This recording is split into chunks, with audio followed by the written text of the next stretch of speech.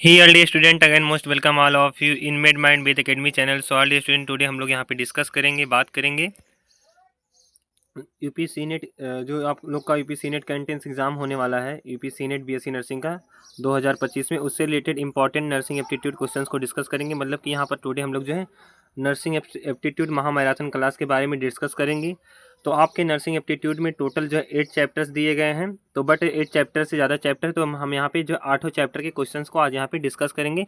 यानी कि आज हम यहाँ पे जो नर्सिंग एप्टीट्यूड महामैराथन क्लास के बारे में डिस्कस करेंगे। तो उससे पहले आप सभी के लिए एक छोटा सा लाइन, अंजाम का डर किसे है गालिब, मेरा आगाज ही मेरी जीत है। तो आप सभी का आपके अपने इस मेड माइंड वेद एकेडमी चैनल में मोस्ट वेलकम, हार्दिक स्वागत है। सो चलिए यहाँ पे हम लोग डिस्कस करते हैं जो है नर्सिंग एप्टीट्यूड के क्वेश्चंस को। सो फर्स्ट चैप्टर यहाँ पे है introduction to nursing aptitude history and development, nursing योग्यता का परिचय, इतिहास और विकास। सो यहाँ पे बाइलिंगुअल लैंग्वेज में दिया है। जिस भी स्टूडेंट को इंग्लिश में पढ़ना होगा वो इंग्लिश में पढ़ सकते हैं, जिसको हिंदी में पढ़ना होगा वो हिंदी में पढ़ सकते हैं। सो यहाँ पे देख सकते हैं पहला क्वेश्चन पूछा गया है, भारत में पहला नर्सिंग स्कूल किस वर्ष स्थापित किया गया था? 1905 में, 1908, 1910, 1920। सो इंडिया में जो पहला नर्सिंग स्कूल जो है वह 1908 मतलब कि 1908 ईस्वी में जो है स्थापित किया गया था। अगला प्रश्न यहाँ पे दिया गया है, भारत में पहला नर्सिंग स्कूल किसने स्थापित किया था? फ्लोरेंस नाइटिंगेल ने, सिस्टर निवेदिता ने, मदर टेरेसा ने, सरोजनी नायडू ने। तो जो फ्लोरेंस नाइटिंगेल हैं, इनको जो है नर्सिंग का जो है जनक माना जाता है, मतलब कि नर्सिंग की मदर हैं। और इनका जो है 12 मई को, जो 12 मई आने वाला है, इस 12 मई को इनका क्या होता है, बर्थडे होता है। और इन्हीं के बर्थडे के नाम पर जो है इंटरनेशनल नर्सिंग डे, अंतर्राष्ट्रीय नर्सिंग डे मनाया जाता है। तो भारत में पहला नर्सिंग स्कूल किसने बनाया था? तो सिस्टर निवेदिता ने बनाया था। अगला प्रश्न यहाँ पे दिया है, भारत में नर्सिंग शिक्षा और अभ्यास को बेहतर बनाने के लिए 1929 मतलब कि 1929 में किस संगठन का गठन किया गया था? भारतीय नर्सिंग परिषद, प्रशिक्षित nurse association of India, nursing शिक्षा सोसाइटी, एंड लास्ट ऑप्शन है अखिल भारतीय नर्स संघर्ष। तो यहाँ पे 1929 में जो है भारतीय नर्सिंग शिक्षा और अभ्यास को बेहतर बनाने के लिए टनाई, जिसका इंग्लिश में होता है train nurse association of India, का गठन किया गया था। अगला प्रश्न है, भारत में सामान्य नर्सिंग और मिडवाइफरी पाठ्यक्रम की अवधि कितनी है? 2 साल, 3 साल, 4 साल, 1 साल। सामान्य नर्सिंग और मिडवाइफरी पाठ्यक्रम की जो अवधि है वह 3 साल है। कितना है? 3 साल। जेएनएम कोर्स की जो अवधि होता है, ड्यूरेशन, वह 3 ईयर होता है। अगला प्रश्न है, भारत में सहायक नर्स और दाई एएनएम पाठ्यक्रम की अवधि क्या है? तो 1 वर्ष है कि 2 वर्ष की 3 वर्ष की 4 वर्ष। तो एएनएम जो होता है वह 2 ईयर का कोर्स होता है। ऑप्शन यहाँ पे बी वाला करेक्ट ऑप्शन रहेगा, 2 वर्ष।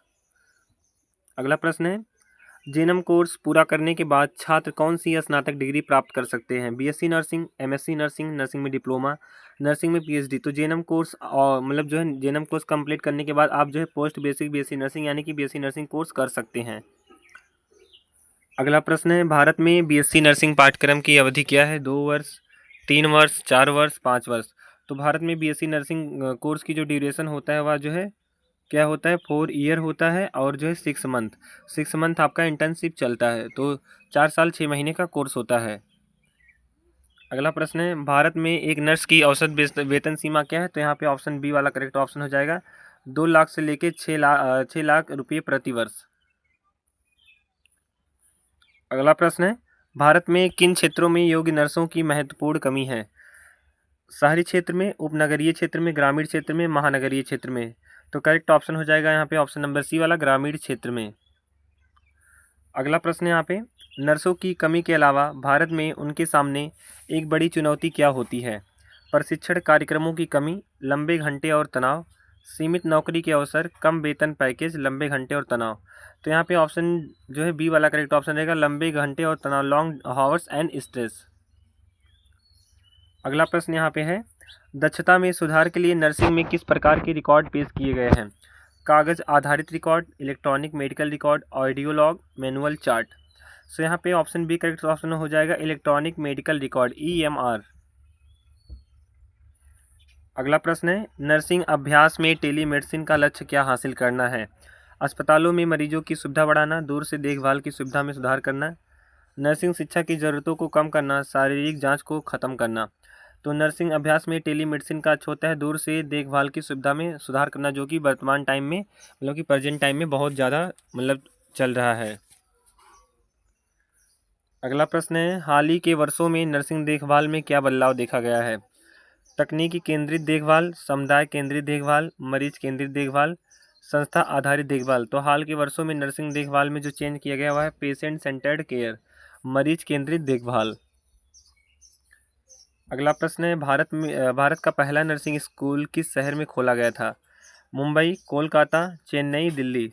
सो करेक्ट ऑप्शन हो जाएगा ऑप्शन नंबर यहाँ पे बी वाला, चेन्नई में जो है ओपन किया गया था। अगला प्रश्न है, सिस्टर निवेदिता किसकी शिष्या थी? महात्मा गांधी की, स्वामी विवेकानंद की, रविन्द्रनाथ टैगोर की, बाल गंगाधर तिलक की।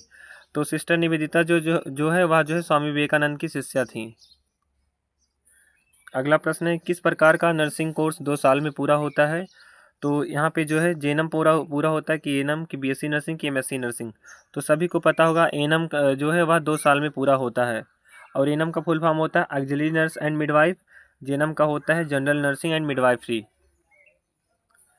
अगला प्रश्न है, भारत में कौन से स्नातकोत्तर नर्सिंग पाठ्यक्रम पेश किए जाते हैं? मतलब कि पोस्ट ग्रेजुएट नर्सिंग कोर्स कौन से हैं ऐसे जो कि ऑफर किए जाते हैं इंडिया में? बीएससी नर्सिंग और पीएचडी, जेएनएम और एएनएम, एमएससी नर्सिंग और पीएचडी नर्सिंग में डिप्लोमा। सो इंडिया में जो है आफ्टर बीएससी नर्सिंग जो है जो पोस्ट ग्रेजुएशन कोर्स ऑफर किए जाते हैं वह MSc nursing, master of science in nursing और पीएचडी होता है। अगला प्रश्न है, 1929 में नर्सिंग प्रथाओं को बेहतर बनाने के लिए गठित संगठन का क्या नाम है? नेशनल नर्स फोरम, प्रशिक्षित nurse association of India, Indian nurse council, society for nursing excellence. So correct option हो जाएगा ऑप्शन नंबर बी वाला, train nurse association of India का गठन 1929 में किया गया था नर्सिंग प्रैक्टिस को बेहतर बनाने के लिए। अगला प्रश्न है, नर्सों के बीच तनाव और बर्नआउट में किसका योगदान है? कम मरीज संख्या, लंबे घंटे और उच्च तनाव स्तर, सामुदायिक सहायता की कमी, न्यूनतम प्रशिक्षण अवसर। सो करेक्ट ऑप्शन हो जाएगा यहाँ पे हम लोग का ऑप्शन नंबर बी वाला, लंबे घंटे और उच्च तनाव स्तर।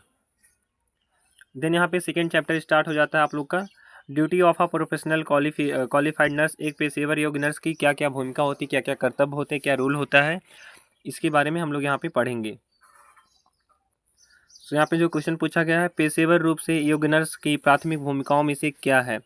स्वास्थ्य सेवा सुविधाओं को डिजाइन करना, प्रत्यक्ष रोगी देखभाल प्रदान करना, अस्पताल ऑडिट आयोजित करना, सर्जिकल उपकरण विकसित करना। तो एक क्वालिफाइड या प्रोफेशनली क्वालिफाइड नर्स का रोल होता है कि वह जो है प्रत्यक्ष रोगी देखभाल प्रदान करे, मतलब कि providing direct patient care, patient को डायरेक्टली केयर प्रोवाइड करे। अगला प्रश्न यहाँ पे, प्रत्यक्ष रोगी देखभाल में मुख्य रूप से क्या शामिल है? अस्पताल के वित्त का प्रबंधन करना, रोगी की शारीरिक और भावनात्मक स्थिति का आकलन करना, दवाइयाँ लिखना, चिकित्सा परीक्षणों को मंजूरी देना। सो यहाँ पे करेक्ट ऑप्शन हो जाएगा ऑप्शन नंबर बी वाला, रोगी की शारीरिक और भावनात्मक स्थिति का आकलन करना, मतलब assessing the patient physical and emotional state. अगला प्रश्न यहाँ पे, Which duty of nurse involve ensuring the right medication is given at the correct dose and time? नर्सों का कौन सा कर्तव्य या गुण यह सुनिश्चित करता है कि सही दवा, सही खुराक सही समय पर पेशेंट को दी जाए? रोगी को शिक्षित करना, दवाइयाँ देना, मेडिकल रिकॉर्ड का दस्तावेजीकरण करना, शोध करना। तो यहाँ पे ऑप्शन करेक्ट रहेगा ऑप्शन नंबर बी वाला, एडमिनिस्ट्रिंग मेडिकेशंस, दवाइयाँ देना। अगला प्रश्न यहाँ पे है, नर्सों के लिए सटीक मेडिकल रिकॉर्ड बनाए रखना क्यों जरूरी है? अस्पताल की रैंकिंग में सुधार करना, रोगी की देखभाल और उपचार का उचित दस्तावेजीकरण सुनिश्चित करना, कागज कार्रवाई कम करना, रोगी के दौरे बढ़ाना।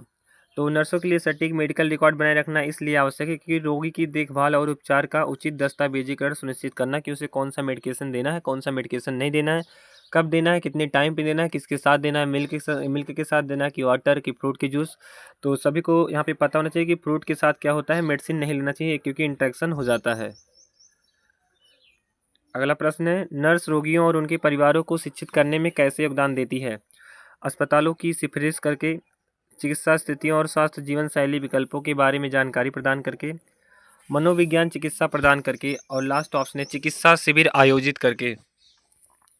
सो करेक्ट ऑप्शन हो जाएगा यहाँ पे ऑप्शन नंबर बी वाला, by providing information about medical condition and healthy life style choices, चिकित्सा स्थितियों और स्वास्थ्य जीवन शैली विकल्पों के बारे में जानकारी प्रदान करके। अगला प्रश्न है, नर्सें किस तरह से स्वास्थ्य सेवा पेशेवरों के साथ सहयोग करती हैं? बिना परामर्श के स्वतंत्र रूप से काम करके, अन्य स्वास्थ्य सेवा प्रदाताओं के साथ रोगी देखभाल योजनाएं विकसित करके, डॉक्टरों को कर्तव्य सौंपकर अस्पताल की नीतियों को प्रबंधन करके। सो करेक्ट ऑप्शन हो जाएगा ऑप्शन नंबर बी वाला, अन्य स्वास्थ्य सेवा प्रदाताओं के साथ रोगी देखभाल योजनाएं विकसित करके। अगला प्रश्न यहाँ पे दिया है, स्वास्थ्य सेवा सेटिंग में सुरक्षित वातावरण बनाए रखने का एक उदाहरण क्या है? जटिल सर्जरी करना, उचित स्वास्थ्य स्वच्छता प्रथाओं के माध्यम से संक्रमण रोकना, रोगी की संख्या कम करना, वित्तीय बजट का प्रबंधन करना। सो करेक्ट ऑप्शन हो जाएगा ऑप्शन नंबर यहाँ पे बी वाला, उचित स्वच्छता प्रथाओं के माध्यम से संक्रमण को रोकना। मतलब कि जो इन्फेक्शन फैलने के चांसेस है उसको कम करने के लिए क्या होता है, हॉस्पिटल सेटिंग्स में जो है क्लिनिकल जो मतलब क्लीन होता है, साफ सफाई होता है, उसको बनाए रखना आवश्यक होता है। अगला प्रश्न है, पेशेवर रूप से योग्य नर्स आपात स्थितियों का कैसे जवाब देती है? प्रशासनिक समीक्षा करके, सीपीआर जैसे जीवन रक्षक हस्तक्षेप प्रदान करके, रोगी परिवहन की व्यवस्था करके, सामुदायिक कार्यक्रम आयोजित करके। सो पेशेवर रूप से योग्य नर्स आपात स्थितियों का कैसे जवाब दे सकती है? तो सीपीआर जैसे जीवन रक्षक हस्तक्षेप प्रोवाइड करके। तो सीपीआर का फुल फॉर्म आप लोग कमेंट में बताइएगा। हम देखते हैं आपका नर्सिंग एप्टीट्यूड रेडी हो गया है कि नहीं अभी। अगला प्रश्न है, नर्सों के लिए निरंतर व्यावसायिक विकास का क्या महत्व है? काम के घंटे कम करना, स्वास्थ्य सेवा प्रथाओं में प्रगति के साथ अपडेट रहना, वेतन में स्वचालित रूप से वृद्धि करना, डॉक्टरों की जगह लेना। सो करेक्ट ऑप्शन हो जाएगा यहाँ पे हम लोग का ऑप्शन नंबर बी वाला हो जाएगा, स्वास्थ्य सेवा प्रथाओं में प्रगति के साथ अपडेट रहना। अगला प्रश्न पूछा है, नर्सें मरीजों की वकालत कैसे करती हैं? How do nurse advocate for patient? अस्पताल की फीस पर बातचीत करके, यह सुनिश्चित करके कि मरीजों को आवश्यक देखभाल और संसाधन मिले, अस्पताल की इन्वेंट्री का प्रबंधन करके, स्वास्थ्य सेवा जागरूकता कार्यक्रमों को बढ़ावा देकर। तो नर्सें मरीज की वकालत जो है यह सुनिश्चित करके करती हैं कि मरीजों को आवश्यक देखभाल और संसाधन मिल रहा है कि नहीं। अगला प्रश्न है, नर्सिंग अनुसंधान का प्राथमिक फोकस क्या है? रोगी देखभाल और स्वास्थ्य सेवा प्रथाओं में सुधार करना, अस्पताल के खर्च को कम करना, चिकित्सा उपकरण डिजाइन करना, रोगी प्रवेश दरों में वृद्धि करना। तो नर्सिंग अनुसंधान का प्राथमिक फोकस होता है कि रोगी के देखभाल और स्वास्थ्य सेवाओं प्रथाओं में सुधार करना, reduce improving patient care and health care practices. अगला प्रश्न यहाँ पे, मरीजों को भावनात्मक समर्थन प्रदान करने में नर्सें क्या भूमिका निभाती हैं? दवा का पालन सुनिश्चित करना, सहानुभूति प्रदर्शित करना और मरीजों की चिंताओं को सुनना। थर्ड ऑप्शन है सामुदायिक कार्यक्रमों की सिफारिश करना। एंड लास्ट ऑप्शन है मानसिक स्वास्थ्य विकारों का निदान करना। तो मरीजों को भावनात्मक समर्थन प्रदान करने में नर्सेज जो है उन्हें सहानुभूति प्रदर्शित करती हैं और मरीजों की चिंताओं को सुनती हैं, demonstrating empathy and listening to patient concerns. अगला प्रश्न है, नर्सेज संसाधन प्रबंधन में कैसे योगदान देती हैं? अस्पताल के राजस्व में वृद्धि करके, कर्मचारियों और उपकरणों का कुशल उपयोग सुनिश्चित करके, वित्तीय रणनीति विकसित करके, अस्पताल प्रशासकों को प्रशिक्षित करके। सो करेक्ट ऑप्शन हो जाएगा बी वाला, कर्मचारियों और उपकरणों का कुशल उपयोग सुनिश्चित करके जो है नर्सेज जो होती हैं वहाँ हॉस्पिटल मैनेजमेंट में योगदान देती हैं।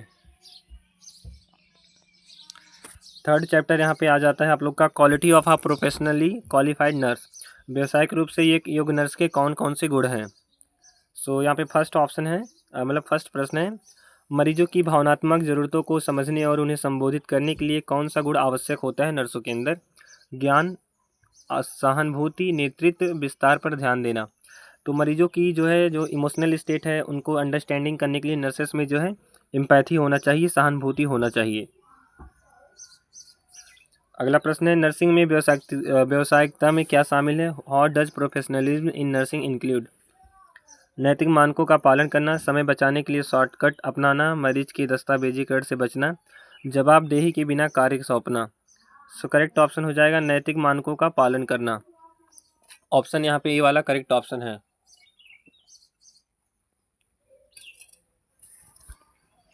नेक्स्ट क्वेश्चन यहाँ पे दिया गया है, नर्सिंग में सांस्कृतिक क्षमता क्यों महत्वपूर्ण है? मरीजों के साथ संवाद करने से बचना, विविध स्वास्थ्य मान्यताओं का सम्मान करना और समझना, मरीजों पर अपनी खुद की मान्यताएं थोपना, केवल शारीरिक देखभाल पर ध्यान केंद्रित करना। सो नर्सिंग में जो सांस्कृतिक क्षमता होता है वह इसलिए महत्वपूर्ण होता है क्योंकि जो विविध स्वास्थ्य मान्यताओं को सम्मान और समझना, मतलब कि जो मतलब कि डाइवर्स हेल्थ बिलीव्स हैं, मतलब कि जो ढेर सारे मतलब वर्क होते हैं या फिर जो अलग अलग वर्कर होते हैं या फिर मतलब अलग अलग जो मतलब ऑफिसर्स होते हैं, उनको जो सम्मान करना और उनकी बातों को समझना।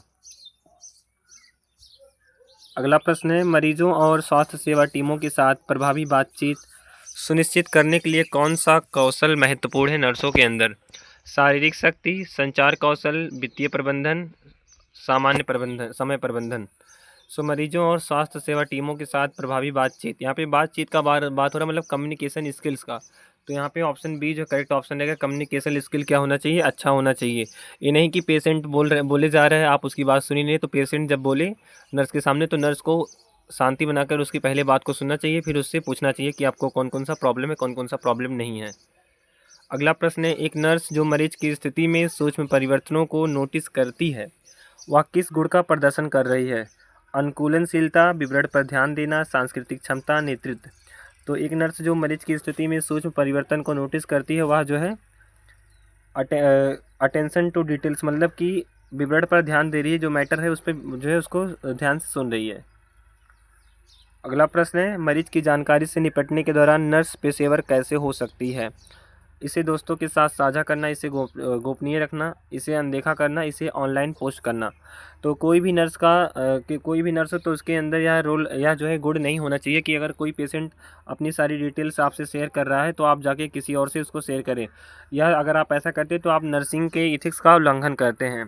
तो कोई नर्स जो है, एक नर्स पेशेवर नर्स ऐसे हो सकती है जब वह जो क्या करे, मरीज के द्वारा बताए गए सारी डिटेल्स को गोपनीय रखे, मतलब कि कीपिंग इट कॉन्फिडेंशियल। अगला प्रश्न है, नर्सों को आलोचनात्मक सोच कौशल की आवश्यकता क्यों होती है? बीमारियों का निदान करना, स्थितियों का आकलन करना और समस्याओं को प्रभावी ढंग से हल करना, प्रक्रियाओं को याद रखना, बिना सवाल किए आदेशों का पालन करना। सो नर्सों को आलोचनात्मक सोच कौशल की आवश्यकता इसलिए होती है क्योंकि स्थितियों का आकलन करना, assessing the situation and solve problem effectively. तो यहाँ पे ऑप्शन बी करेक्ट ऑप्शन हो जाएगा, स्थितियों का आकलन करना और समस्याओं को प्रभावी ढंग से हल करना। अगला प्रश्न है, कौन सा गुण नर्सों को मरीज की स्थिति में अचानक होने वाले बदलाव के अनुकूल होने में मदद करता है? नेतृत्व, लचीलापन, ज्ञान, सहानुभूति। सो करेक्ट ऑप्शन हो जाएगा बी वाला, फ्लेक्सिबिलिटी, लचीलापन। अगला प्रश्न यहाँ पे, निम्नलिखित में से कौन सा नर्सिंग में आजीवन सीखने का एक उदाहरण है? तो स्वास्थ्य सेवा में नए विकास को अनदेखा करना, उन्नत डिग्री या प्रमाण पत्र प्राप्त करना, कार्यशालाओं में भाग लेने से इनकार करना, व्यवसायिक विकास से बचना। तो नर्सिंग में आजीवन सीखने का एक उदाहरण यह है कि आप जो है डिग्री प्राप्त करते रहें और मतलब सीखते रहें, उन्नत डिग्री या प्रमाण पत्र प्राप्त करना। अगला प्रश्न यहाँ पे, भाषा अवरोध वाले रोगी के साथ प्रभावी संचार का एक उदाहरण क्या है? नर्स की भाषा में धीरे और जोर से बोलना, दुभाषियों या वैकल्पिक संचार विधियों का उपयोग करना, रोगी के प्रश्नों को अनदेखा करना या मान लेना कि रोगी समझता है।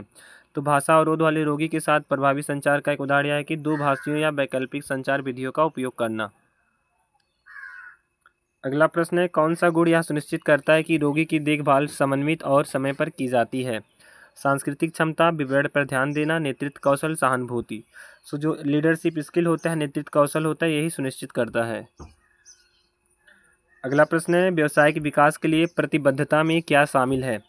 अभ्यास में बदलाव से बचना, नर्सिंग में हो रही प्रगति से अपडेट रहना, थर्ड ऑप्शन है पुराने तरीकों पर निर्भर रहना, एंड लास्ट ऑप्शन है पेशेवर विकास के अवसरों की अनदेखी करना। सो करेक्ट ऑप्शन है ऑप्शन नंबर यहाँ पे बी वाला, नर्सिंग में हो रही प्रगति से अपडेट रहना, staying updated with advancement in nursing. अगला प्रश्न है, नर्सें सहानुभूति कैसे प्रदर्शित करती हैं? संकट में पड़े मरीजों को भावनात्मक सहायता प्रदान करके। सो ऑप्शन पहला ही करेक्ट ऑप्शन हो जाएगा। नर्सेज जो है पेशेंट को एम्पैथी प्रोवाइड करती हैं बाई हेल्प करके, मतलब संकट में पड़े मरीजों को जो इमोशनली हेल्प करके।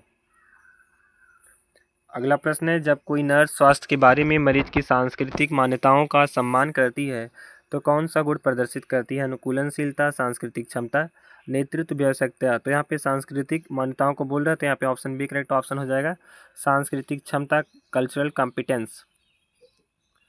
अगला प्रश्न है, अपनी विशेषज्ञता से परे किसी स्थिति का सामना करने पर नर्स को क्या करना चाहिए? स्थिति की अनदेखी करना चाहिए, अधिक अनुभवी सहकर्मी से मार्गदर्शन लेना चाहिए, बेतरतीब निर्णय लेना चाहिए, मुद्दे को संबोधित करने से बचना चाहिए। सो अपनी विशेषज्ञता से परे किसी स्थिति का सामना करने पर नर्स को जो है अधिक अनुभवी सहकर्मी से मार्गदर्शन लेना चाहिए, अगर आप ज़्यादा स्किल्स वाली नर्स नहीं है तो। अगला प्रश्न यहाँ पे, कौन सा गुण नर्स को व्यस्त शिफ्ट के दौरान कार्यों को प्राथमिकता देने में मदद करता है? संचार कौशल, आलोचनात्मक सोच, सहानुभूति, सांस्कृतिक क्षमता। तो व्यस्त शिफ्ट मतलब कि जब आप बहुत बिजी हैं और आपको ऐसा कोई वर्क मिला, क्रिटिकल वर्क, जिसमें आप मतलब जो है समझ नहीं पाए, तो उस टाइम आपका जो क्रिटिकल थिंकिंग होगा, आलोचनात्मक सोच, यही हेल्प करेगा। ऑप्शन जो है बी वाला करेक्ट ऑप्शन है, क्रिटिकल थिंकिंग, आलोचनात्मक सोच। देन यहाँ पे 4th चैप्टर दिया गया है, professional etiquette and attire in nursing. Nursing में पेशेवर शिष्टाचार और पोशाक क्या होता है? सो यहाँ पे 4th चैप्टर स्टार्ट हो रहा है, बाकी प्लस क्या बच रहे हैं, 4th चैप्टर और बच रहा है, तो अभी उसको भी किया जाएगा। थोड़ा सा रिलैक्स हो लें, वाटर वगैरह पी लें, हम ड्रिंक कर लें।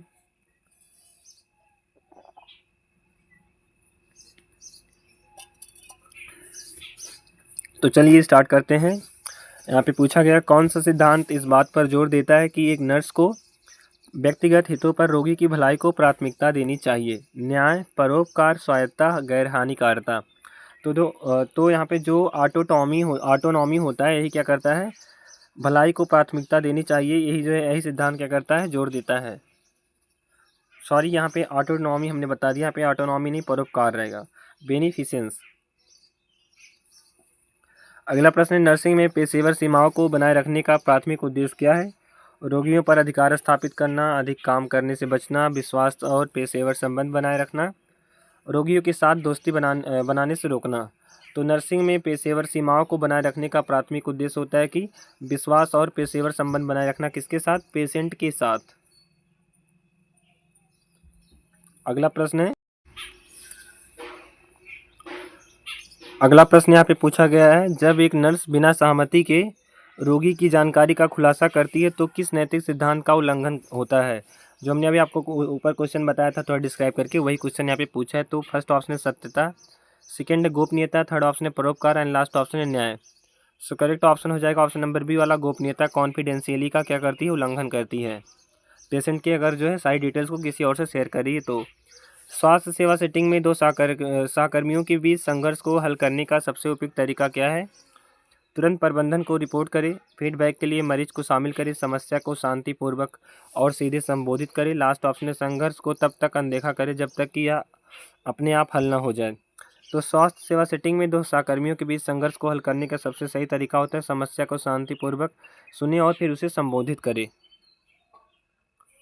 अगला प्रश्न है, नर्सिंग में सक्रिय सुनने में निम्नलिखित में से क्या शामिल है? Active listening in nursing involve which of the following? So first option है अस्पष्टता के लिए रोगी को बीच में रोकना, गैर मौखिक संकेत जैसे कि सिर हिलाना और आंख से संपर्क बनाए रखना। थर्ड ऑप्शन है बातचीत के दौरान सलाह देना। लास्ट ऑप्शन है बातचीत के अंत में ही सारांश देना। सो नर्सिंग में सक्रिय सुनने में जो शामिल होता है यह होता है कि गैर मौखिक संकेत जैसे कि सिर हिलाना और आंख से संपर्क बनाए रखना, यह जो है शामिल होता है। अगला प्रश्न है, कौन सा व्यवहार नर्सिंग में पेशेवर शिष्टाचार को दर्शाता है, प्रोफेशनल इटिक्वेट को दर्शाता है? रोगियों से बात करते समय चिकित्सा शब्दावली का उपयोग। सेकेंड ऑप्शन है शिफ्ट के दौरान लंबे समय तक ब्रेक लेना। थर्ड ऑप्शन है सभी टीम के सदस्यों से विनम्रता से बात करना एंड लास्ट ऑप्शन है व्यक्तिगत कार्यों पर ध्यान केंद्रित करने के लिए टीम वर्क से बचना। तो व्यवहार यहाँ पे जो पूछा कौन सा व्यवहार नर्सिंग में पेशेवर शिष्टाचार को दर्शाता है, so option B correct option यहाँ पे जी बी वाला करेक्ट ऑप्शन है। बी वाला नहीं होगा, यहाँ पे जो है सी वाला होगा, सभी टीम के सदस्यों से विनम्रता से बात करना, मतलब कि speaking curiously to all team members, मतलब कि जो जितने स्टाफ हैं उनसे आप रिस्पेक्टफुल्ली बात कीजिए जिससे आपको भी रिस्पेक्ट मिले। अगर आप रिस्पेक्टफुल्ली बात नहीं करेंगे तो इससे क्या होगा कि आपके अंदर एक जो है एक नर्सिंग की क्वालिटी नहीं है। अगला प्रश्न है, नर्सिंग में समय की पाबंदी का मुख्य लाभ क्या है? यह कार्यभार को कम करता है या टीम वर्क की आवश्यकता को कम करता है? यह रोगी की देखभाल के सुचारू वितरण को सुनिश्चित करता है? यह पर्यवेक्षकों के साथ टकराव से बचता है? तो नर्सिंग में समय की पाबंदी का मुख्य लाभ है कि यह रोगी की देखभाल के सुचारू वितरण को सुनिश्चित करता है। ऑप्शन सी जो है करेक्ट ऑप्शन है। अगला प्रश्न है, निम्नलिखित में से कौन सा नर्सिंग में अनैतिक व्यवहार को दर्शाता है?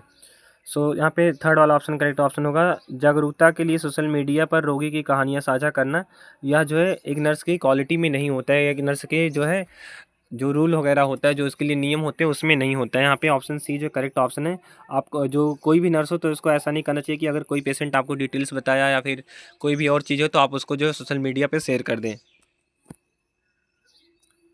अगला प्रश्न है, एक नर्स कार्यस्थल में तनाव को प्रभावी ढंग से कैसे प्रबंधित कर सकती है? मुश्किल मरीजों से बचकर, खुद की देखभाल करके और सहायता मांगकर, बिना शेड्यूल किए ब्रेक लेकर, सभी काम सहकर्मियों को सौंप कर। तो यहाँ पे एक नर्स कार्यस्थल में तनाव को कम कर सकती है खुद की देखभाल करके और जो अनदर स्टाफ है उनसे हेल्प लेकर, सहायता मांगकर। अगला प्रश्न है, एक बहुविषयक टीम में एक नर्स को क्या करना चाहिए? तो बिना किसी सवाल के डॉक्टर के आदेशों का पालन करना चाहिए, सहयोग करना चाहिए और प्रत्येक सदस्य की भूमिका का सम्मान करना चाहिए। थर्ड ऑप्शन है, गैर नर्सिंग स्टाफ के साथ संवाद करने से बचना चाहिए। लास्ट ऑप्शन है, हस्तक्षेप किए बिना स्वतंत्र रूप से काम करना चाहिए। तो एक मल्टी डिसिप्लिनरी टीम में नर्स को क्या करना चाहिए कि उसको क्या करना चाहिए कि सहयोग करना चाहिए और प्रत्येक सदस्य की भूमिका का सम्मान करना चाहिए। अगला प्रश्न है, नर्सों के लिए पहचान बैज पहनना क्यों महत्वपूर्ण होता है? पहचान बैज का मतलब होता है कि जो आपके जो आगे मतलब पॉकेट होता है उस पर जो मतलब लगा रहता है, नेम प्लेट लगा होता है, जैसे लिखा रहे यहाँ पे मान लो डॉक्टर, यहाँ पे डॉक्टर लिखो, मान लीजिए यहाँ पे लिखा है डॉक्टर वेद। तो यह नेम प्लेट लगाना इसलिए आवश्यक होता है जिससे क्या होगा, आप पेशेंट के साथ जो है एक विश्वास बना सकें। तो यहाँ पे देख सकते हैं पहला ऑप्शन है, उस उपस्थिति को ट्रैक करने के लिए, अपनी भूमिका की पहचान करने और मरीजों के साथ विश्वास बढ़ाने के लिए, बीमा पॉलिसियों का अनुपालन करने के लिए, वर्दी के खर्च को कम करने के लिए। सो करेक्ट ऑप्शन हो जाएगा बी वाला, अपनी भूमिका की पहचान करने और मरीजों के साथ विश्वास बढ़ाने के लिए। अगला प्रश्न है, नर्सों के लिए कौन से जूते सबसे उपयुक्त हैं?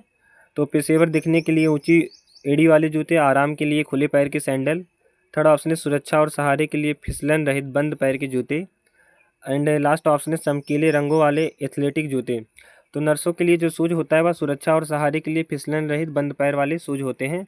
ऑप्शन सी वाला करेक्ट ऑप्शन है यहाँ पे। अगला प्रश्न है, नर्सिंग में साफ और प्रेस की हुई वर्दी पहनने का मुख्य उद्देश्य क्या है? अस्पताल के नियमों का पालन करना, सहकर्मियों को प्रभावित करना, स्वच्छता और व्यावसायिकता बनाए रखना। एंड लास्ट ऑप्शन है, भीड़ में अलग दिखना। तो नर्सिंग में साफ और प्रेस की हुई वर्दी पहनने का मुख्य उद्देश्य यह होता है कि स्वच्छता और व्यावसायिकता बनाए रखना। ऑप्शन सी जो है करेक्ट ऑप्शन है। अगला प्रश्न है यहाँ पे जो कि लास्ट प्रश्न है फोर्थ चैप्टर का, क्लिनिकल सेटिंग में तेज परफ्यूम या कोलोन से क्यों बचना चाहिए? वह संस्थागत नीतियों का उल्लंघन करते हैं, वह रोगियों में जलन या एलर्जी पैदा कर सकते हैं, वह गैर पेशेवर हैं, वह अनावश्यक खर्च हैं। तो क्लिनिकल सेटिंग में तेज परफ्यूम या कोलोन से इसलिए बचना चाहिए क्योंकि वह पेशेंट में जलन या एलर्जी पैदा कर सकते हैं। ऑप्शन बी जो है करेक्ट ऑप्शन है। देन यहाँ पे फिफ्थ चैप्टर आ जाता है, various important department of hospital. Hospital के जो विभिन्न डिपार्टमेंट हैं इनके बारे में हम यहाँ पे पढ़ेंगे। जैसे आप लोग को पता होगा ओपीडी हो गया, जेरियाट्रिशियन वार्ड हो गया, गायनेकोलॉजी वार्ड हो गया, तो इन्हीं के बारे में हमें यहाँ पे पढ़ना है। सो यहाँ पे दिया एक अस्पताल के विभिन्न महत्वपूर्ण विभाग। सो फर्स्ट प्रश्न है, अस्पताल में अधिकांश रोगियों के लिए संपर्क का पहला बिंदु कौन सा विभाग है? In patient service, out patient department, medical department, nursing department. So आप लोगों ने सुना होगा ओपीडी, जिसका नाम होता है आउट पेशेंट डिपार्टमेंट। यही क्या होता है, जब आप हॉस्पिटल में एंटर करेंगे तो यही फर्स्ट प्लेस होता है जहाँ पे आप जो है संपर्क करेंगे। अगला प्रश्न है, आउट पेशेंट विभाग ओपीडी का प्राथमिक कार्य क्या होता है? सर्जरी करना, परामर्श, नैदानिक परीक्षण और छोटी प्रक्रियाएं प्रदान करना, इन पेशेंट प्रवेश का प्रबंधन करना, दवाइयाँ वितरित करना। तो आउट पेशेंट डिपार्टमेंट का मेन कार्य होता है कि उन्हें जो है काउंसलिंग करे, परामर्श दे, नैदानिक परीक्षण और छोटी प्रक्रियाएं प्रदान करे। ऑप्शन बी जो है करेक्ट ऑप्शन है। अगला प्रश्न है यहाँ पे, निम्नलिखित में से कौन सा क्लिनिक आमतौर पर ओपीडी का हिस्सा नहीं है? बाल चिकित्सा क्लिनिक, सर्जिकल क्लिनिक, गहन देखभाल इकाई और लास्ट ऑप्शन है सामान्य चिकित्सा क्लिनिक। तो जो आईसीयू होता है, इंटेंसिव केयर यूनिट, यह क्या होता है, ओपीडी का पार्ट नहीं होता है। ऑप्शन सी जो है करेक्ट ऑप्शन है। अगला प्रश्न है, ओपीडी रोगी देखभाल को कैसे प्राथमिकता देता है? सभी मरीजों को भर्ती करके, गंभीरता के आधार पर मरीजों को वर्गीकृत करके। थर्ड ऑप्शन है यादृच्छिक रूप से अपॉइंटमेंट शेड्यूल करके। एंड लास्ट ऑप्शन है एक समय में केवल एक विशेषता पर ध्यान केंद्रित करके।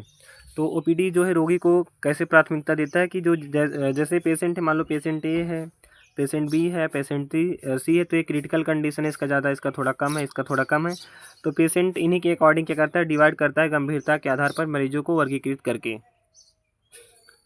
अगला प्रश्न है, इन पेशेंट सर्विस आईपी की मुख्य भूमिका क्या है? अस्पताल में भर्ती होने की आवश्यकता वाले रोगियों की देखभाल का प्रबंधन करना, आउट पेशेंट परामर्श आयोजित करना, दवाइयाँ वितरित करना, डायग्नोस्टिक इमेजिंग करना। सो इन पेशेंट सर्विस आईपी का मुख्य भूमिका होता है कि यह जो है अस्पताल में भर्ती होने वाले आवश्यकता वाले अस्पताल में भर्ती होने की आवश्यकता वाले रोगियों की देखभाल का प्रबंधन करना, मैनेजमेंट करना। अगला प्रश्न है, अस्पताल में रहने के दौरान रोगी की प्रगति की निगरानी के लिए मुख्य रूप से कौन सा विभाग जिम्मेदार है? चिकित्सा विभाग, इन पेशेंट सर्विस, फार्मेसी विभाग, आहार विभाग। तो जब रोगी वहाँ पे अंदर रहेगा तो उसके लिए इन पेशेंट सर्विस रहेगा, मतलब कि जो आंतरिक विभाग रहेगा वह जिम्मेदार रहेगा इन पेशेंट सेवा। अगला प्रश्न है, इन पेशेंट सेवा में किस प्रकार के स्वास्थ्य सेवा पेशेवर सहयोग करते हैं? केवल नर्सें, केवल डॉक्टर नर्स और अन्य स्वास्थ्य सेवा पेशेवर।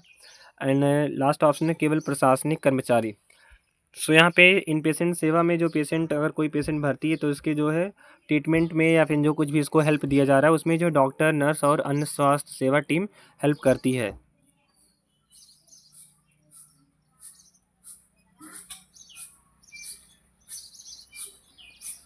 अगला प्रश्न है, पुरानी बीमारियों और निवारक स्वास्थ्य सेवाओं के प्रबंधन के लिए कौन सा विभाग जिम्मेदार है? नर्सिंग विभाग, चिकित्सा विभाग, रेडियोलॉजी विभाग, फार्मेसी विभाग। तो पुरानी बीमारियों और निवारक स्वास्थ्य सेवाओं के लिए जो है चिकित्सा विभाग, मेडिकल डिपार्टमेंट रिस्पॉन्सिबल होता है। अगला प्रश्न है, व्हाट इज अ की function of the medical department? चिकित्सा विभाग का प्रमुख कार्य क्या है या मुख्य कार्य क्या है? मानव संसाधन का प्रबंधन करना, नैदानिक इमेजिंग का संचालन करना, चिकित्सा स्थितियों का निदान और उपचार करना, सर्जरी के लिए रोगियों को तैयार करना। तो चिकित्सा विभाग का मेन कार्य होता है चिकित्सा स्थितियों का निदान और उपचार करना। ऑप्शन सी जो है करेक्ट ऑप्शन है। अगला प्रश्न यहाँ पे, चिकित्सा विभाग में कौन सी विशेषताएं शामिल है? कार्डियोलॉजी, ऑर्थोपेडिक्स, ईएनटी और न्यूरोलॉजी, एनेस्थीसिया, सर्जरी और रेडियोलॉजी, बाल रोग, जरा चिकित्सा और फार्मेसी, पोषण, भौतिक चिकित्सा और व्यवसाय प्रबंधन। तो मेडिकल डिपार्टमेंट में कार्डियोलॉजी, ऑर्थोपेडिक्स, ईएनटी और न्यूरोलॉजी होता है। तो ईएनटी का आप लोग बताइएगा फुल फॉर्म, ईएनटी का फुल फॉर्म क्या होता है आप लोग वीडियो में बताइएगा कमेंट करके। अगला प्रश्न है, नर्सिंग विभाग की प्राथमिक जिम्मेदारी क्या है? सर्जरी करना, मरीजों को नर्सिंग केयर प्रदान करना, अस्पताल के वित्त का प्रबंधन करना, दवाइयाँ वितरित करना। तो नर्सिंग विभाग की प्राथमिक जिम्मेदारी होता है मरीजों को नर्सिंग केयर प्रदान करना, providing nursing care to patient. Next question यहाँ पे 12 वाला,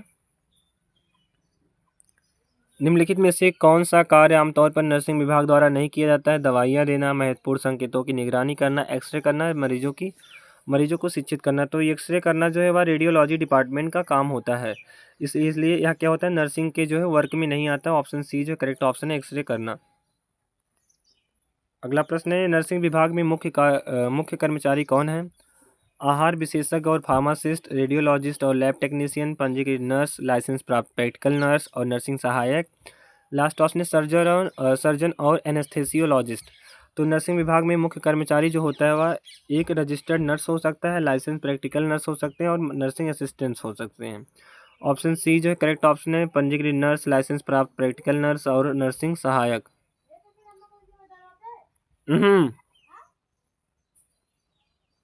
रेडियोलॉजी विभाग का प्राथमिक कार्य क्या है? तो फर्स्ट ऑप्शन है सर्जरी करना, सेकंड है डायग्नोस्टिक इमेजिंग सेवाएं प्रदान करना, थर्ड ऑप्शन है मेडिकल रिकॉर्ड का प्रबंधन करना एंड लास्ट ऑप्शन है व्यक्तिगत भोजन योजना तैयार करना। तो रेडियोलॉजी विभाग का कार्य होता है डायग्नोस्टिक इमेजिंग एवं सेवाएं प्रदान करना, प्रोवाइडिंग डायग्नोस्टिक इमेजिंग सर्विसेज। अगला प्रश्न यहाँ पे, रेडियोलॉजी विभाग में आमतौर पर कौन सी इमेजिंग सेवाएं प्रक्रियाएँ की जाती हैं? तो फर्स्ट ऑप्शन है एंडोस्कोपी और बायोप्सी, थर्ड ऑप्शन है एक्सरे, सीटी स्कैन और अल्ट्रासाउंड, थर्ड ऑप्शन रक्त परीक्षण और मूत्र परीक्षण एंड लास्ट ऑप्शन टीकाकरण और स्वास्थ्य जांच। सो रेडियोलॉजी भी डिपार्टमेंट में जो एक्सरे किया जाता है, सीटी स्कैन किया जाता है और अल्ट्रासाउंड किया जाता है। ऑप्शन बी जो करेक्ट ऑप्शन है।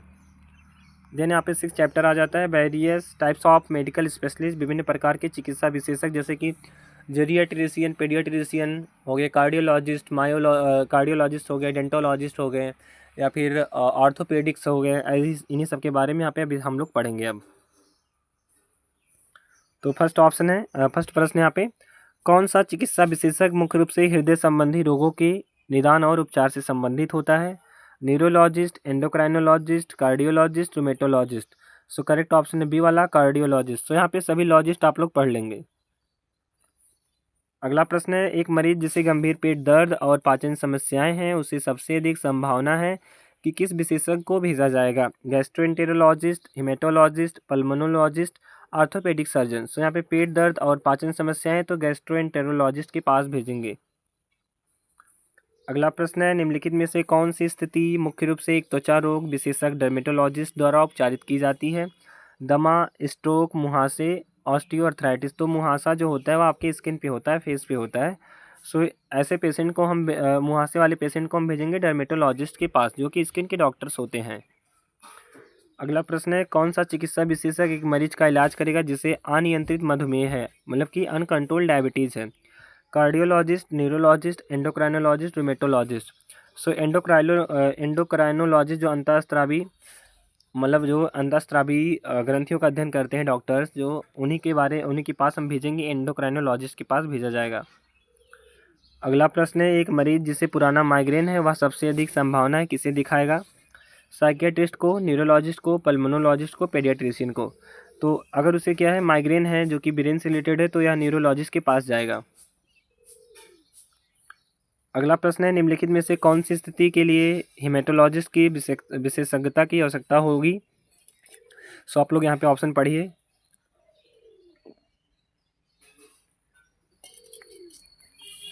पहला ऑप्शन है दिल का दौरा, सेकंड है एनीमिया, थर्ड है अस्थमा एंड लास्ट ऑप्शन है बृहदान्त्र का कैंसर। तो हेमेटोलॉजिस्ट के पास जो एनीमिया वाला पेशेंट जाएगा, क्योंकि इसमें एनीमिया में क्या होता है, ब्लड की कमी हो जाती है due to the deficiency of folic acid और विटामिन B12। अगला प्रश्न है, एक संक्रामक रोग विशेषज्ञ सबसे अधिक संभावना है किस स्थिति का इलाज करेगा? यहाँ पे संक्रामक रोग विशेषज्ञ पूछा, मतलब कि इन्फेक्शियस डिसीज वाला doctor.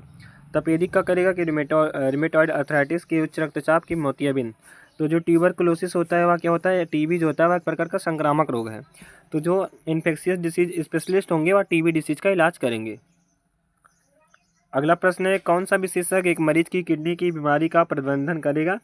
Urologist, nephrologist, gastroenterologist and orthopaedic surgeon. So correct option है बी वाला, नेफ्रोलॉजिस्ट। किडनी की इकाई क्या होती है, नेफ्रॉन होता है। नेफ्रोलॉजिस्ट क्या है, जो कि किडनी के स्टडी करे, किडनी के डॉक्टर हो, उन्हीं को नेफ्रोलॉजिस्ट कहा जाता है।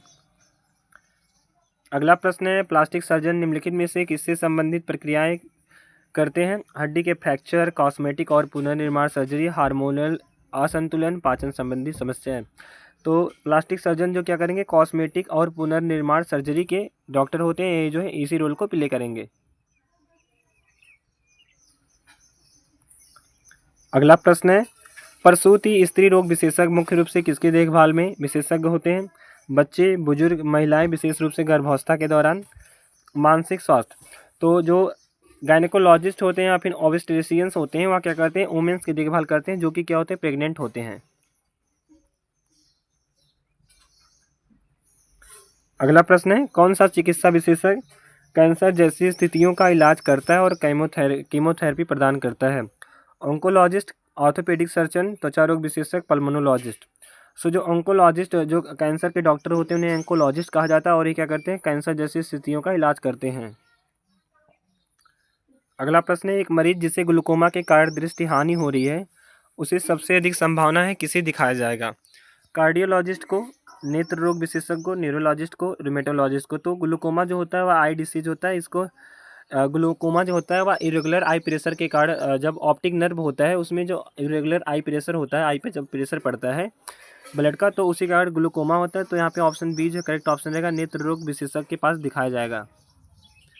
अगला प्रश्न है, एक ऑर्थोपेडिक सर्जन मुख्य रूप से किससे संबंधित होता है? त्वचा की समस्याओं से, मानसिक स्वास्थ्य विकार से, मस्कुलोस्केलेटल समस्याओं से, पाचन रोग से। तो एक ऑर्थोपेडिक सर्जन जो है मुख्य रूप से मस्कुलोस्केलेटल समस्याओं से संबंधित होता है। अगला प्रश्न है, कौन सा विशेषज्ञ अस्थमा और एलर्जी से पीड़ित बच्चे का इलाज करेगा? तो यहाँ पे अस्थमा और एलर्जी से क्या है, बच्चा पीड़ित है। यहाँ पे किसका इलाज हो रहा है, बच्चे का हो रहा है। तो बच्चे का डॉक्टर कौन रहेगा, पेडियाट्रिशियन रहेगा। सो यहाँ पे बाल रोग विशेषज्ञ मतलब कि जो पेडियाट्रिशियन यही इलाज करेगा। ऑप्शन पहला ही करेक्ट ऑप्शन हो जाएगा। अगला प्रश्न है, एक मनोचिकित्सक मुख्य रूप से किससे संबंधित स्थितियों का इलाज करता है? मानसिक स्वास्थ्य, हृदय रोग, पाचन विकार, गुर्दे की कार्य क्षमता। तो मनोचिकित्सक जो होते हैं वह मानसिक स्वास्थ्य, मेंटल डिसीज या मेंटल हेल्थ से रिलेटेड प्रॉब्लम को जो है ट्रीटमेंट देते हैं या फिर ट्रीटमेंट करते हैं। अगला प्रश्न है, कौन सा विशेषज्ञ स्लीप एपनिया जैसे नींद संबंधी विकारों के निदान और उपचार के लिए जिम्मेदार है? स्लीप विशेषज्ञ, pulmonologist, urologist, cardiologist. So correct option हो जाएगा ए वाला, स्लीप विशेषज्ञ। अगला प्रश्न यहाँ पे दिया गया है, कौन सी स्थिति सबसे अधिक संभावना है कि रूमेटोलॉजिस्ट की विशेषज्ञता की आवश्यकता होगी? दिल के दौरे के पेशेंट को, ल्यूपस वाले पेशेंट को, हड्डी का फ्रैक्चर हो गया किसी पेशेंट को उसको, कि मधुमेह वाले पेशेंट को। तो कोई पेशेंट जिसका क्या हो गया, ल्यूपस की प्रॉब्लम है, तो उसे जो रूमेटोलॉजिस्ट के पास ले जाएंगे। अगला प्रश्न है, एक स्पोर्ट्स मेडिसिन विशेषज्ञ सबसे अधिक संभावना है किस प्रकार के मरीज का इलाज करेगा? तो फर्स्ट ऑप्शन है अस्थमा, फटे हुए लिगामेंट, दृष्टि समस्याएं, उच्च रक्तचाप। तो यहाँ पे जो फटे हुए लिगामेंट है, एटॉर्न लिगामेंट जो होता है, तो ऐसे पेशेंट की जो ट्रीटमेंट देंगे वह स्पोर्ट मेडिसिन वाले डॉक्टर देंगे। अगला प्रश्न है, निम्नलिखित में से कौन सी स्थिति का इलाज पल्मोनोलॉजिस्ट करेगा? ऑस्टियोआर्थराइटिस, अस्थमा, स्ट्रोक और त्वचा कैंसर। तो ऐसे डॉक्टर जो कि फेफड़े के बारे में अध्ययन करते हैं या फिर फेफड़े के सभी स्ट्रक्चर, फेफड़े के डॉक्टर होते हैं, उन्हें पल्मोनोलॉजिस्ट कहा जाता है और यह जो फेफड़े से रिलेटेड डिसीज अस्थमा का इलाज करेंगे। अगला प्रश्न है, एक यूरोलॉजिस्ट किस स्थिति का इलाज करेगा? तो यूरोलॉजिस्ट जो होते हैं, यूरोलॉजिस्ट ऐसे डॉक्टर जो कि ब्रेक हो गए हैं मूत्र प्रणाली सिस्टम का या फिर मतलब यूरिनरी सिस्टम का स्टडी करे उसके डॉक्टर हों, तो उन्हें जो यूरोलॉजिस्ट कहा जाएगा। ये जो है गुर्दे की पथरी का इलाज करेंगे। ऑप्शन फर्स्ट वाला करेक्ट ऑप्शन है, गुर्दे की पथरी। अगला प्रश्न यहाँ पे जो है अगला चैप्टर यहाँ पे है, important symbols and sign used in hospital. अस्पतालों में प्रयुक्त महत्वपूर्ण प्रतीक एवं चिन्ह। सो आप लोगों ने देखा होगा कि ऐसे गोला बना रहता है। अभी हम आपको दिखा देते हैं बना के,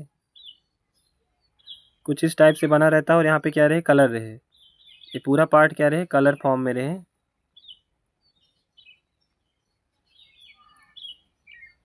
ये पूरा जो है कलर जो है ये पूरा कलर रहे। तो यहाँ पे जो एच वाला चिन्ह बना है प्लस वाला, या किसको इंडिकेट करेगा? तो यही क्वेश्चन पहला पूछा गया है। तो यहाँ पे जो फर्स्ट क्वेश्चन है, एक अस्पताल में नीले रंग के चिन्ह पर सफ़ेद अक्षर एच का प्रतीक क्या दर्शाता है? आपातकालीन निकास, डॉक्टरों का स्टेशन, अस्पताल का आपातकालीन विभाग, रक्तदान केंद्र। तो यह जो है अस्पताल का आपातकालीन विभाग, हॉस्पिटल इमरजेंसी डिपार्टमेंट को इंडिकेट करता है। अगला प्रश्न है, कौन सा प्रतीक बिस्तर पर लेटे मरीजों के लिए शौचालय के स्थान को दर्शाता है? बेड पैन, अग्निशामक, जैव संकट, फैमिली रूम। तो करेक्ट ऑप्शन हो जाएगा बेड पैन। अगला प्रश्न है, एक अस्पताल में बायोहैजर्ड जैव संकट का प्रतीक क्या दर्शाता है? तो खतरनाक कचरे का क्षेत्र। पहला ही ऑप्शन करेक्ट ऑप्शन हो जाएगा, खतरनाक अपशिष्ट या कचरे का क्षेत्र को दर्शाता है। अगला प्रश्न है, कौन सा प्रतीक डायलिसिस उपचार क्षेत्र के स्थान को दर्शाता है? एक तीर के साथ गुर्दा नीचे की ओर इंगित करता हुआ, बिजली के बोल्ट के साथ दिल, मानव सिर का क्रॉस सेक्शन, पद चिन्ह। सो करेक्ट ऑप्शन है ए वाला, एक तीर के साथ गुर्दे नीचे की ओर इंगित करता हुआ। अगला प्रश्न यहाँ पे दिया है, अस्पताल में डिस्चार्ज प्रतीक क्या दर्शाता है? रक्तदान केंद्र, मरीज अस्पताल छोड़ रहा है, गहन चिकित्सा इकाई, आपातकालीन निकास। तो अस्पताल में डिस्चार्ज प्रतीक जो होता है वह यह दर्शाता है कि मरीज जो है अस्पताल छोड़ रहा है, पेशेंट लीविंग द हॉस्पिटल। अगला प्रश्न है, कौन सा प्रतीक डॉक्टर या नर्स स्टेशन के स्थान को इंगित करने के लिए उपयोग किया जाता है? सो स्टेथोस्कोप जो होता है यही जो है पेशेंट और नर्स के जो है स्थान को इंगित करने के लिए किया जाता है। ऑप्शन ए वाला करेक्ट ऑप्शन हो जाएगा, स्टेथोस्कोप। अगला प्रश्न है, एक आंख के साथ पानी की बूंद का प्रतीक क्या दर्शाता है? रक्तचाप मॉनिटर, आई वॉश स्टेशन, कीमोथेरेपी क्षेत्र, फैमिली रूम। तो पानी की बूंद के साथ एक आंख है और उसके साथ क्या है, पानी की बूंद का प्रतीक है, तो यह आई वॉश स्टेशन को दर्शाएगा।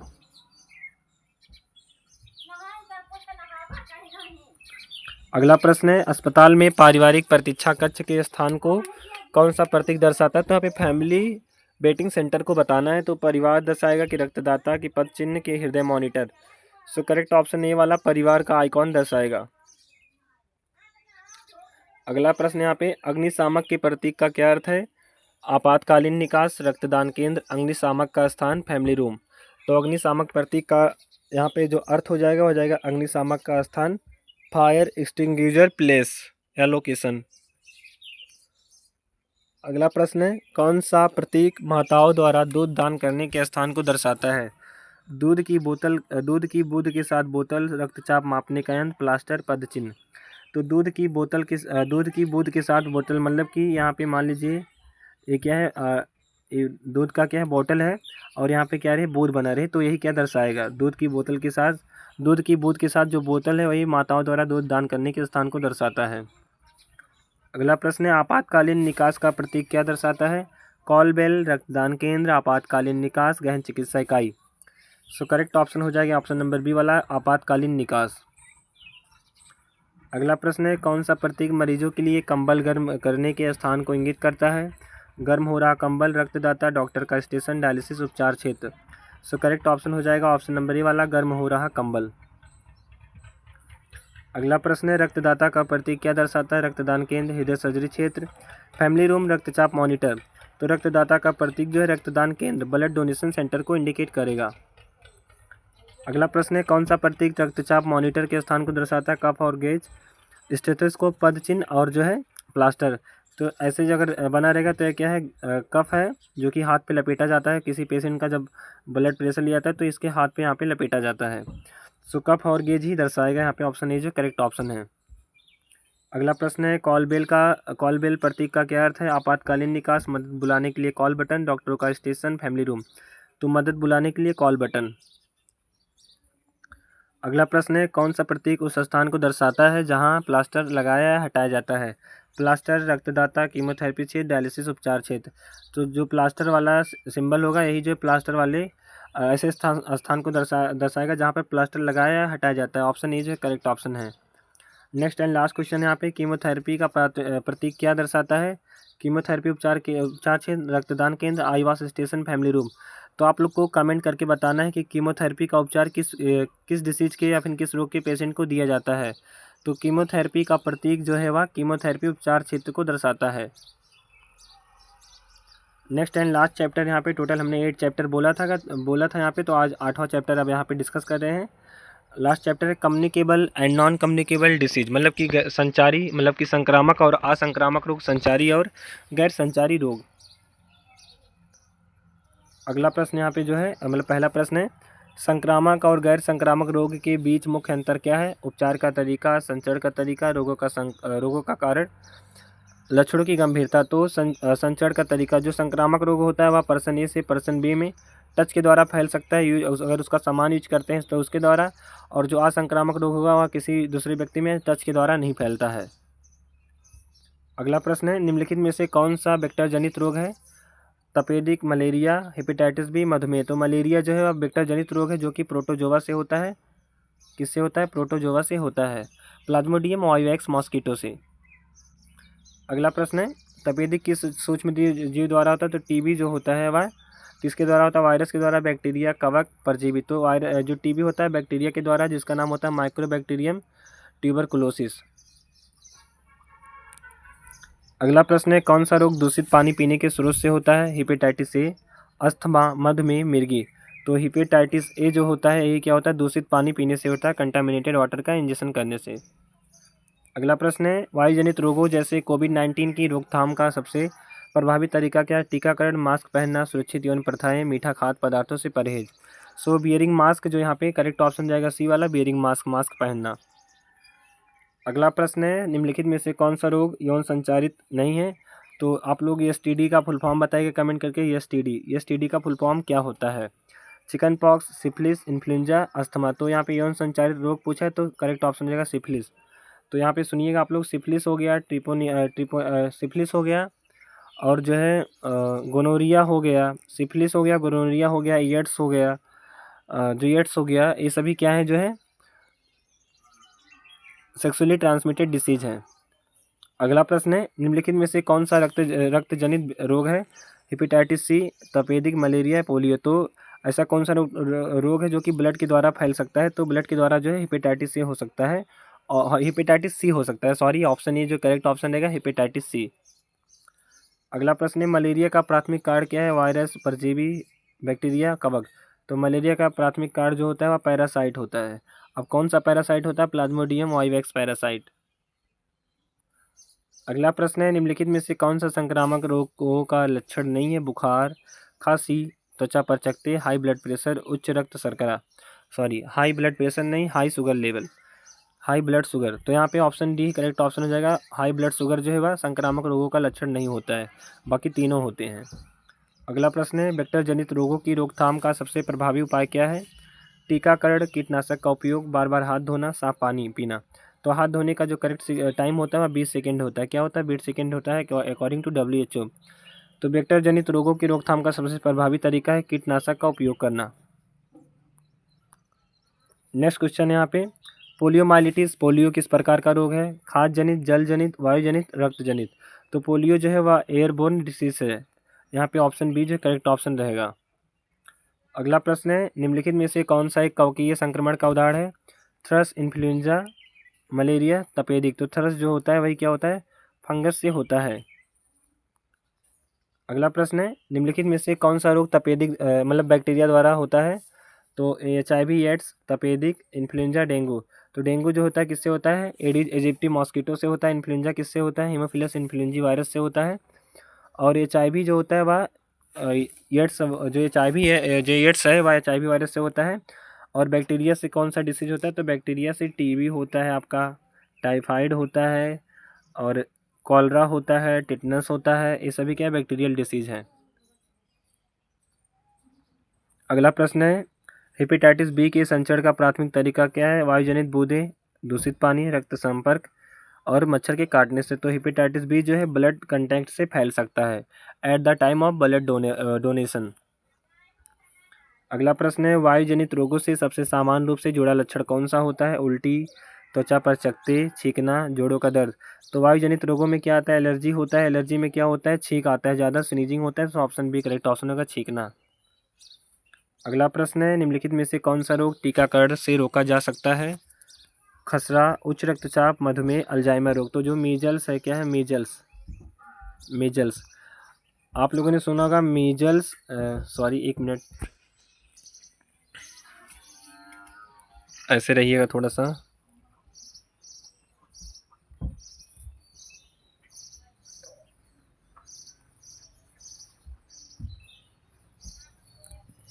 तो यहाँ पे पूछा है निम्नलिखित में से कौन सा रोग टीकाकरण से रोका जा सकता है?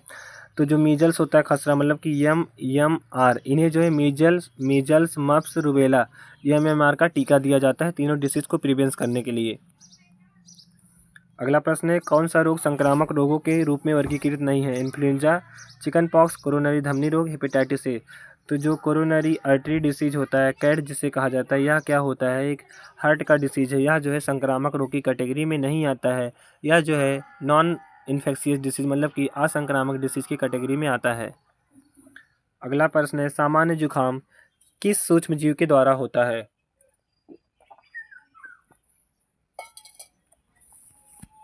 तो फर्स्ट ऑप्शन है बैक्टीरिया, सेकेंड है वायरस, थर्ड है परजीवी एंड लास्ट ऑप्शन है कवक। तो सामान्य जुखाम जो होता है वायरस से होता है। और वायरस कौन से हो गए? आपका जो वायरस रहेगा वो रहीनो वायरस कैटेगरी के वायरस रहेंगे, कोरोना वायरस रहेगा। ये सभी क्या है? इन्हीं के कारण क्या होता है? जुखाम होता है। अगला प्रश्न है निम्नलिखित में से कौन सा जल जनित रोग का उदाहरण है? मतलब कि ऐसा रोग जो कि जल के द्वारा फैलता है। टाइफाइड बुखार, अस्थमा, ऑस्टियोआर्थराइटिस, पार्किंसन रोग। तो करेक्ट ऑप्शन हो जाएगा ए वाला जो टाइफाइड रोग होता है। यही क्या होता है? वाटर, कंटामिनेटेड वाटर और फूड के द्वारा होता है। और इसके लिए हम बिडाल टेस्ट का उपयोग करते हैं। इस रोग की जांच के लिए हम क्या करते हैं? बिडाल टेस्ट के उपयोग करते हैं। और एड्स डिसीज के लिए हम क्या करते हैं? एड्स डिसीज के लिए इलाइजा का उपयोग किया जाता है। इलाइजा टेक्निक का उपयोग किया जाता है। एंजाइम लिंक्ड इम्यूनोसार्बेंट ऐसे टेक्निक का उपयोग किया जाता है। अगला प्रश्न है खाद्य जनित बीमारियों को रोकने का प्राथमिक तरीका क्या है? टीकाकरण, हाथ धोना, उचित खाद्य प्रबंधन और पकाना, मास्क पहनना। तो proper food handling and cooking करना ही क्या करता है? फूड बोर्न इलनेस को क्या करेगा? प्रिवेंट करेगा। नेक्स्ट एंड लास्ट क्वेश्चन यहाँ पे निम्नलिखित में से कौन सा रोग वायु जनित रोग के रूप में वर्गीकृत है? तो वायुजनित रोग के रूप में वर्गीकृत डिसीज जो होगा टाइफाइड होगा, खसरा, मलेरिया, हेपेटाइटिस सी। सो वायुजनित रोग के कैटेगरी में जो आ जाएगा वह हो जाएगा हम लोग का यहाँ पे मेजल्स। क्या हो जाएगा? खसरा। खसरा जो होता है वह एयर के द्वारा फैलता है। ऑप्शन जो है यहाँ पे बी वाला करेक्ट ऑप्शन हो जाएगा खसरा, measles. So all of you dear student, thanks for watching this video. If you like this video then don't forget to subscribe my channel. जैसे हमने आज आपको जो है 8 चैप्टर नर्सिंग एप्टीट्यूड के टोटल कंप्लीट चैप्टर हमने यहाँ पे जो है नर्सिंग एप्टीट्यूड का करा दिया, उसी तरह हम आपको जो है फिजिक्स का भी और केमिस्ट्री का भी और इंग्लिश का भी नर्सिंग मतलब जो है महामैराथन क्लास लेके आएंगे, या फिर एक दो चैप्टर का हम आपको वीडियो करा देंगे। मतलब आपका जो एग्ज़ाम होने से पहले हम आपको सारे क्वेश्चन करा देंगे। सो इसलिए आप लोग हमारे चैनल को सब्सक्राइब करें और हमारे चैनल के साथ जुड़े रहें, और वीडियो को लाइक देना, कमेंट देना। और आप लोग से जो मैंने पूछा कि बीच बीच में आप लोग इसको कमेंट करके बताइए, आप लोग इसको कमेंट करके बताइएगा। अगर आपको कोई डाउट होगा, कोई भी प्रॉब्लम होगा तो आप लोग कमेंट कर सकते हैं। और इसका PDF जो है आपको टेलीग्राम चैनल पर मिल सकता है। आप लोग टेलीग्राम चैनल ज्वाइन करेंगे तब आपको वहाँ पे मिल जाएगा। सो मिलते हैं नेक्स्ट वीडियो में। All of you dear student, thanks for watching this video. If you like this video then don't forget to subscribe my channel.